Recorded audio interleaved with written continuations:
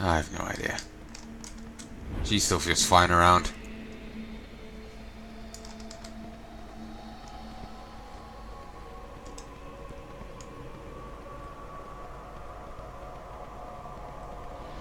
Also, I just realized something. She's a frost form. Shouldn't she be able to speak? Dragons can speak, right? So it's just kind of weird as how she hasn't said anything.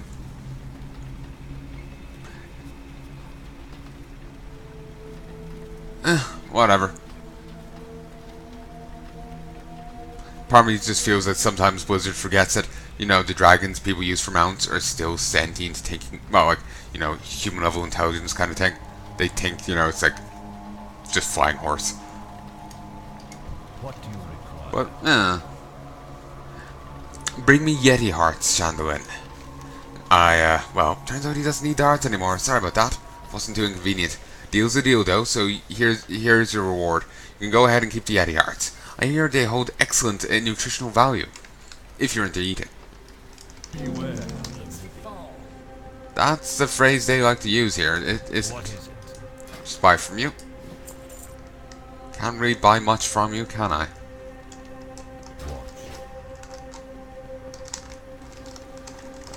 Let's see.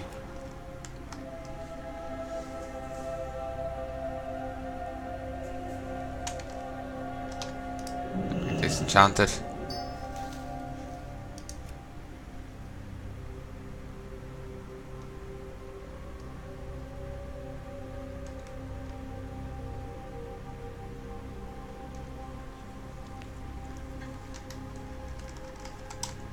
I was hoping the cook here would have had actually some food, Be quick about your business.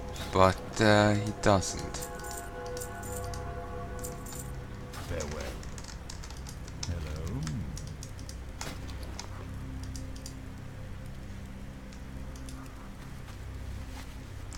Victory for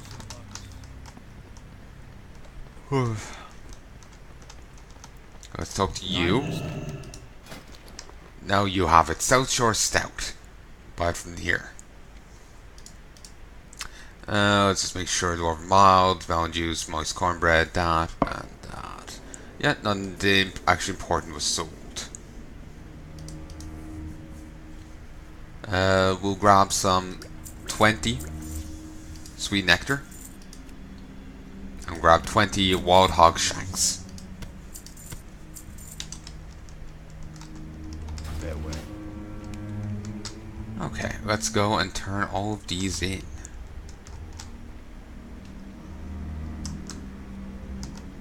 And you are. I need stag meat. That's the hefty load you're carrying. Just keeping my customer satisfied for the time being. Here's your pay, as promised. Watch your back.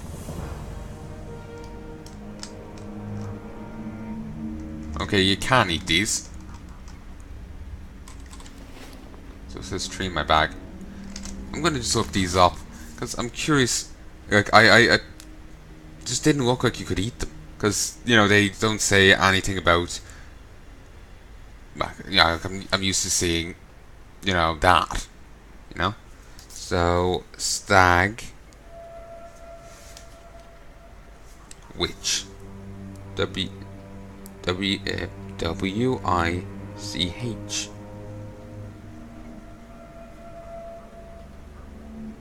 There's actually a sword in the game called a Stag Witch Slicer.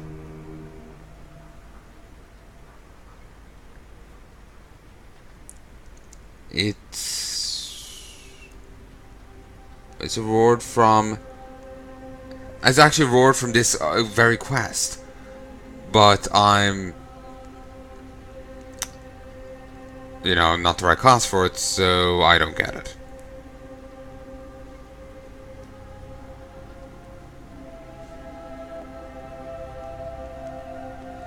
Sandwiches, comments.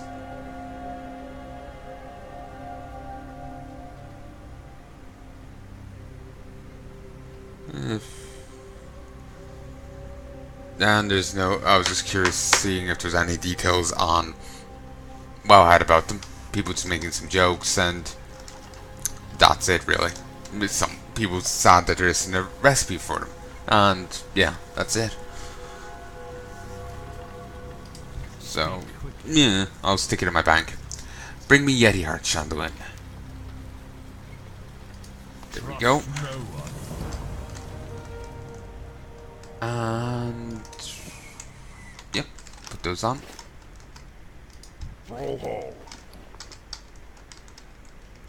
We'll turn in the rest of these before we turn in those.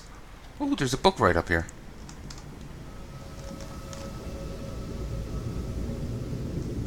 Who are you? Novice Tyvand and Magus Wardine Voidglaze.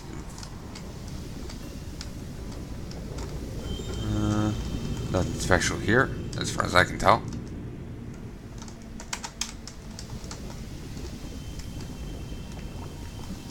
Somehow I completely missed the big book there. The Alliance of Lordaeron. Lord Lothar rallied the remnants of the Alliance of Azeroth's armies after defeat at Stormwind Keep. Azeroth's armies, they mean the Kingdom of Stormwind. In the old days, it was called Azeroth. And then launched a massive exodus across the sea to the northern Kingdom of Lordaeron. Convinced that the Horde would overcome all of humanity if left unchecked, the leaders of the 7 human nations met and agreed to unite what will become known as the Alliance of Lordaeron. For the first time in nearly 3,000 years, the disparate nations of Arathor were once again united under a common banner. Appointed as Supreme Commander of the Alliance forces, Lord Lothar prepared his armies for the coming of the Horde. Aided by his lieutenants Uther the Lightbringer, Admiral Dalen Proudmoore, and Terrellian, Lothar was able to convince Lordaeron's demi-human races of the impending threat as well. The Alliance succeeded in gaining the support of the stoked dwarves of Ironforge and a small number of high elves of Kel'Thuzad. The elves at the time were led by Anasterian Sunstrider, were largely uninterested in coming conflict. However, they were duty-bound to aid Lothar because he was the last descendant of the Arati bloodline, which had aided the elves in ages past. The Horde, now led by Warchief Doomhammer, brought in ogres from its home world of Draenor, conscripted to the disenfranchised mighty forest trolls into its fold. Setting out on a massive campaign to overrun the dwarf kingdom of Khazmodan and the southern reaches of Lordaeron, the Horde effortlessly decimated all opposition. The epic battles of the Second War ranged from large-scale naval skirmishes to massive aerial dogfights. Somehow the Horde had unearthed a powerful artifact known as the Demon Soul, and used it to enslave the ancient dragon queen Alexstrasza. Threatening to destroy her precious eggs, the Horde forced Alexstrasza to send her growing children to war. The noble red dragons were forced to fight for the Horde, and fight they did. The war raged across the continents of Khazmodan, Lordaeron, and Azeroth itself. As part of its northern campaign, the Horde succeeded in burning down the borderlands of Kel'Thuzad, thereby ensuring the elves' final commitment to the Alliance's cause. The greater cities and townships of Lordaeron were razed and devastated by the conflict. Despite the absence of reinforcements and overwhelming odds, Lothar and his allies succeeded in holding the enemies at bay. However, during the final days of the Second War, as the Horde's victory over the Alliance seemed almost assured, a terrible feud erupted between the two most powerful orcs on Azeroth. To be honest, this sentence doesn't really about the Horde's victory seemed almost assured, didn't really flow with Lothar and his allies succeeded in holding enemy at bay. It doesn't really flow well. Feels like they've skipped a page. I guess maybe it's that during the early days, and this is or mid days, and this is the final days, So sometime they held the line then, but it crumbled after, kind of thing. Two most powerful orcs in Azeroth. As Doomhammer prepared his final assault against the capital city of Lordaeron. It's all literally only ever called capital city. It hasn't a name. Undercity is its only name. An assault that would have crushed the last remnants of Azeroth, Gul'dan and his followers abandoned their posts to set out to sea. Bewildered Doomhammer, having lost nearly half his standing forces to Gul'dan's treachery, was forced to pull back and forsake his greatest chance of victory over the Alliance. Power-hungry Gul'dan, obsessed with obtaining godhood itself, set out on a desperate search for the undersea tomb of Sargeras that he believed held the secrets of ultimate power. Having already doomed his fellow orcs to become slaves of the Burning Legion, Gul'dan thought nothing of his supposed duty to Doomhammer. Backed by the Stormreaver and Twilight Hammer clans, Gul'dan succeeded in raising the tomb of Sargeras from the sea floor. However, when he opened the ancient flooded vault, he found only crazed demons awaiting him. Seeking to punish the wayward orcs for the costly betrayal, Doomhammer sent his forces to kill Gul'dan and bring the renegades back into the fold. For his recklessness, Gul'dan was torn apart by maddened demons he'd set loose. With their leader dead, the renegade clans quickly fell before Doomhammer's enraged legions. Though the rebellion had been quelled, the Horde was unable to recoup the terrible losses it had suffered. Gul'dan's betrayal had afforded the Alliance not only hope, but also the time to regroup and retaliate. Lord Lothar, seeing that the Horde was fracturing from within, gathered the last of his forces and pushed Doomhammer south, back into the shattered heartland of Stormwind. There, the Alliance forces trapped the retreating Horde within the volcanic fortress of Blackrock Spire. Though Lord Lothar fell at the spire's base, his lieutenant Shandalyn rallied the Alliance forces at the 11th hour and drove the Horde back into the abysmal Swamp of Sorrows. Shandalyn's forces succeeded in destroying the Tar Portal, the mystical gateway that connected the orcs to their homeworld of Draenor.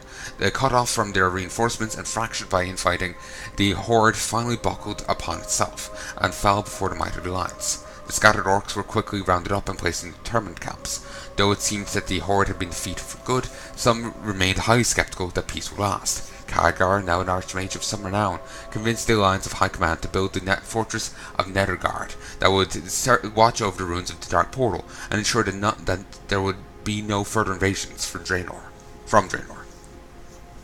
Khadgar was an apprentice of Medivh around the start of the First War with the Orcs. Medivh was actually the one to start that. He opened the Dark Portal. Khadgar helped strike Medivh down, but was struck with a curse of aging by Medivh for some reason. Really, if I'm doing a death curse, I'm going to go with a more, punishing one. Certainly a rapid aging curse. Like Khadgar was a man, he was a young man. Now he's suddenly in his 70s. That's gonna have a psychological impact and a bit of torment. His prime has been stolen from him. Certainly, he's a capable sorcerer, so he'll live a fair long time anyway. But point standing, his prime has been stolen from him. Certainly, that would have a psychological impact and torment. But I'll go for flesh, all-consuming flames, flesh-eating bacteria, that kind of thing, to make sure the person suffers, more so than possible psychological, annoyance. But yeah, he ended up proving himself in battle and rose to the rank of mage.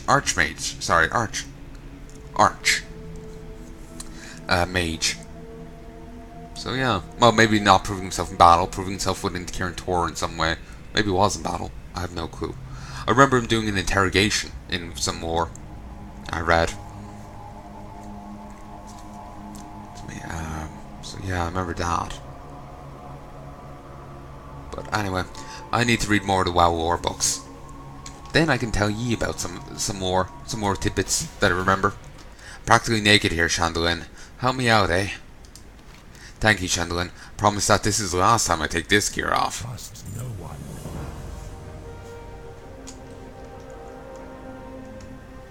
Okay, nothing else.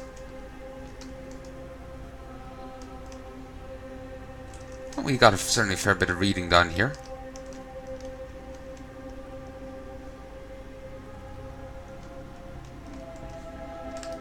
The dark What? No, don't tell me that, Shandalyn. Can't be true.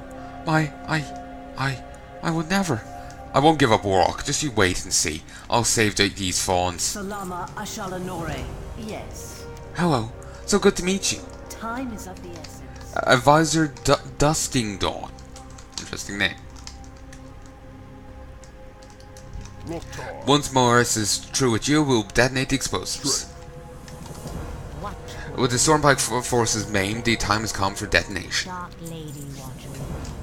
To be honest, was there really a point in me killing them if we're just going to nuke the place? Supposed to I guess it's to make sure they actually do die. Or, as a third, they see the deaths, then a bit later, boom, Before we continue, okay, let me just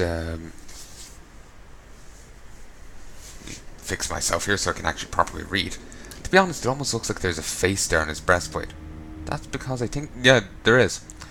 Before we continue, let us have a moment of silence for our fallen brother, Orcus, for without him, would have been destroyed by the Stormpike onslaught. This is for you, brother. Cromash takes a knee. Now, Shandalyn, do not think that I forgot your part in all this. That is why you get the honours of detonating the Goblin pocket nukes.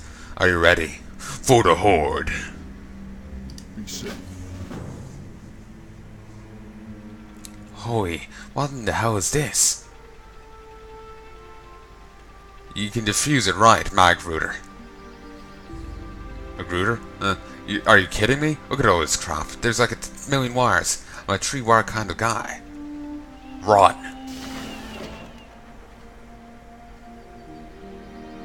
I swear that... Was that meant to be a MacGyver reference? Personally, I prefer Bro-Gyver. Annoyingly...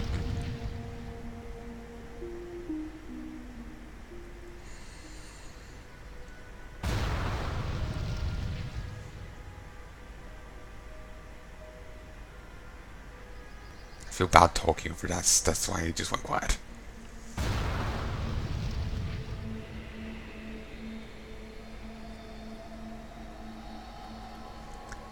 Loktar, Hillsbrad is ours.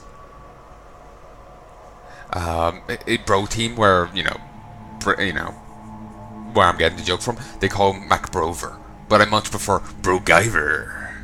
You know, you can say it funner. With the fingers destroyed and the hand shattered, the Stormpike will have no choice but to scurry back to their cave in Alterac Valley. Cromash spits. War Chief Howlscream will hear about your bravery, Shandalyn.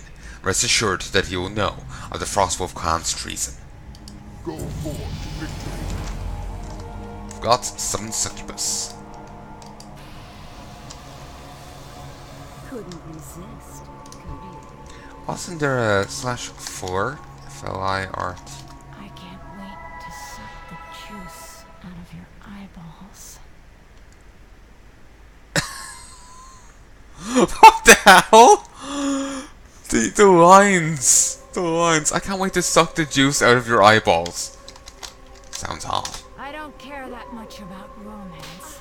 I fell in love before, and look what happened to me. I don't need to get funky. I'm already there.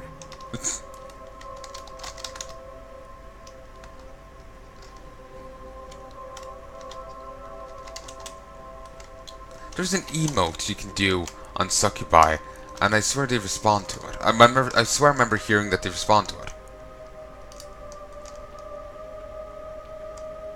Okay, she has seduction.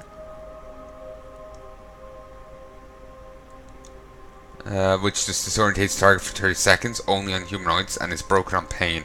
She also has lash of pain that does 137 damage. Now, while we're flying there, I'll be calling it quits now in a sec. Let's just get the spelling of succubus. S-U-C-C-U-B-U-S.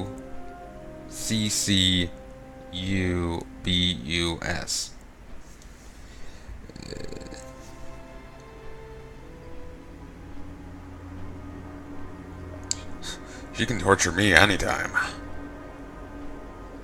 Queen of Suffering. Apparently that's the leader of succubi. Huh. The Queen of Suffering was the most powerful generic succubus creep in Warcraft 3: The Frozen Throne.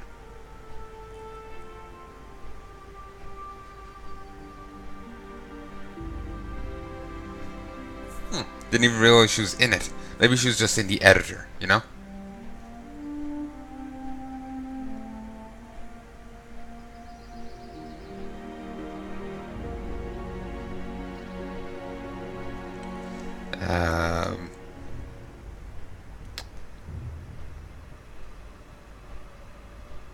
Apparently there was only a very brief mention of incubi in the game, in the Last Guardian book. So that's interesting.